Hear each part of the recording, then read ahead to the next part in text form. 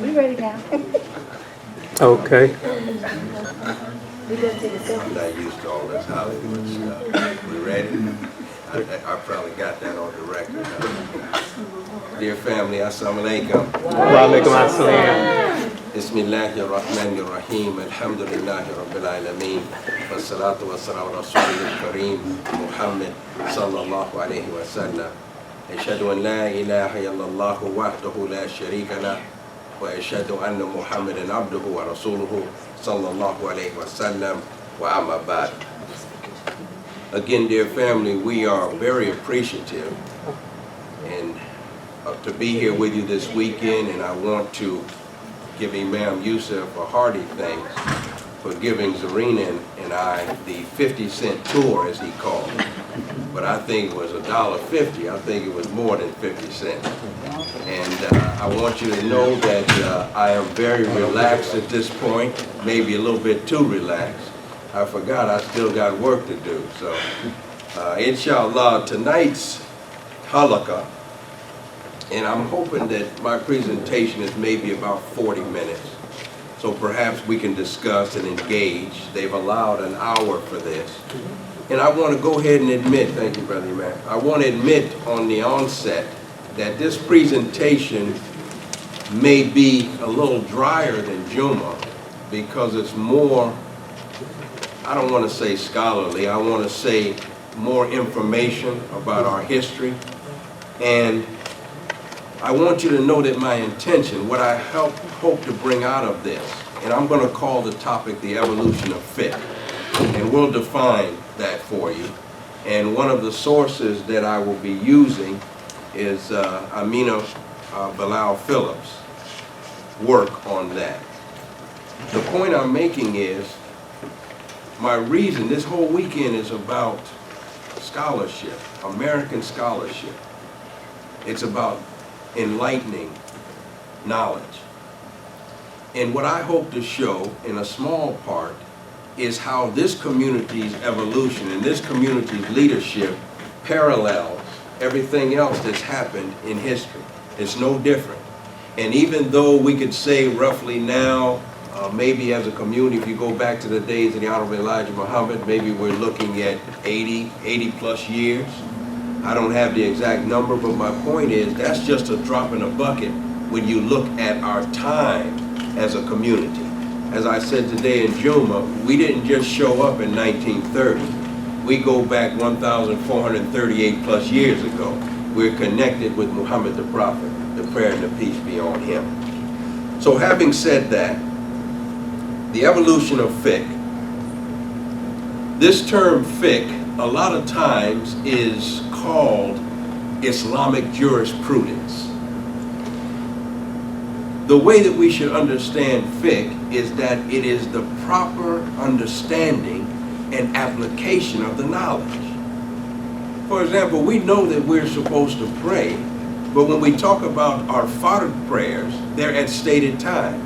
I can't just arbitrarily say, well, I'll tell you what, today I'll make dhuhr at 10 in the morning, and then tomorrow I'll make dhuhr at 7:15 p.m. That's not how that works. Now, I understand if we're making up prayers and everything, we can make our intention to make up the prayer, but what I'm saying to you is, we know that we're supposed to pray, but if you apply that knowledge properly, you're going to make it in the time frame that you're supposed to do. And a lot of times people will say, this is of the Prophet, or this is of the Sunnah, or the Prophet did this. Yes, he did it, but when did he do it? When did he apply that knowledge and information? So fiqh is the proper understanding and the proper application of the knowledge. Secondly, Sharia, buzzword today. It's a buzzword. Literally means watering hole, where you take animals for watering. But it also has an implication. It's used in the Quran as a path or a way. Now, again, we say Islamic law. And I know Memphis has had movements, and you've got people that have boycotted and said we don't want no Sharia. See, I keep in touch with the news. You all have had some major issues here. But the reality is, all that many non-Muslims and those that don't know the Sharia, what they focus on is the punishment phase of the Sharia. But this term Sharia for us encompasses how we do everything in our religion. The way we did the Jummah prayer today was Sharia. The way we bury our dead is Sharia. The way that we do the weddings, the way we make salat, the way we fast Ramadan, all of that is Sharia, but you don't hear about that. You only hear about stoning people to death and chopping off hands. Now, I'm going to say this. I heard that a lot of times people use the whiteboard, and what I'd rather do is, why don't I take the time to write my email address on the board. And if you email me, I'll just send you the presentation. And then when I start throwing out all these numbers and dates, you won't have to feverishly try to write it down, or I won't waste time going to the board writing it down. Did you? Okay, I see. I'll wait till you're ready for that.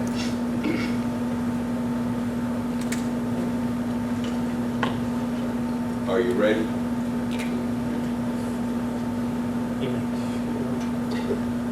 Okay. Oh, okay.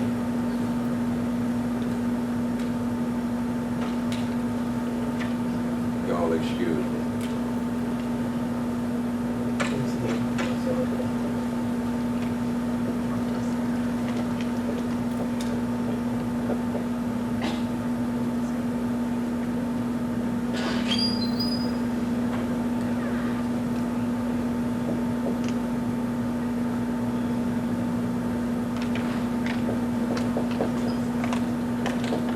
I hope that's big enough. Masjid Bilal 2000 at att.net. Did you say that?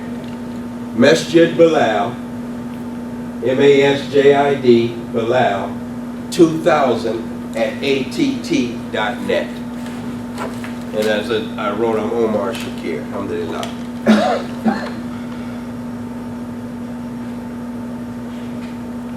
When we're talking about the evolution of fiqh, we're talking about a process that actually began in 610 CE.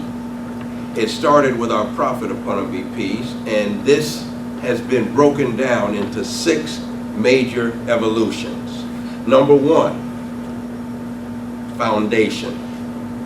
The foundation period, as you might guess, runs from when the Prophet ﷺ received his mission in 610 CE until he passed in 633 CE. Now, you get different dates. You get 609, you get 632, but this is a general idea. Okay, a 23-year period. And during that period of time, the Prophet, upon him be peace, and this is one of the beauties, our religion is a religion that did not come about or was not established after the death of the Prophet, upon him be peace. We have many religions that they claim this prophet did this one said that, and the Prophet wasn't there to verify the accuracy or the authenticity of it. We have not only a Quran that came down in stages, we also have a human model that demonstrated for us over a 23-year period. So that is the foundation. The Prophet Muhammad, upon him be peace, established the first Islamic state, all of that. So he showed us how to live the laws and apply the law. So the first of the major stages of the evolution of fiqh is the foundation period, 610 to 633 CE. Number 2, establishment. The Prophet, upon him be peace, yes, to a certain extent, established the Muslim Ummah, but it was his successors, what we call the 4 rightly guided caliphs, the caliphs, the 4, we know them, Abu Bakr, Umar, Uthman, and Ali, may God be pleased with all of them. We say, radiyallahu anhu. And we know that under Umar, radiyallahu anhu, the community or the nation or the Ummah grew in leaps and bounds. They come in contact with different ethnicities. They come in contact with different cultures, and it expanded and grew. So under the expansion period, the territory expanded under the great caliphs. The community basically was unified. You didn't have all these schools of thought. You didn't have all this division, Shiite and Sunni and all of that. You had one community unified, and they had to take shura for problem solving and ijtihad, and we'll get into these terms. Number 3, building phase. We've had the foundation, we've had the establishment. Now, I didn't mention to you that the establishment phase was from 633 to 661 CE. 633 to 661 CE. The building, now these names might not mean a whole lot to you unless you're a student of this, but the building stage was from the time of what they call the Umayyad dynasty until its decline in the 8th century. So we're looking at around 661 through the 8th century, which would mean the 700s. There was great social unrest. The Ummah became divided. The Khalifa converted to kingship. We see kingship today, and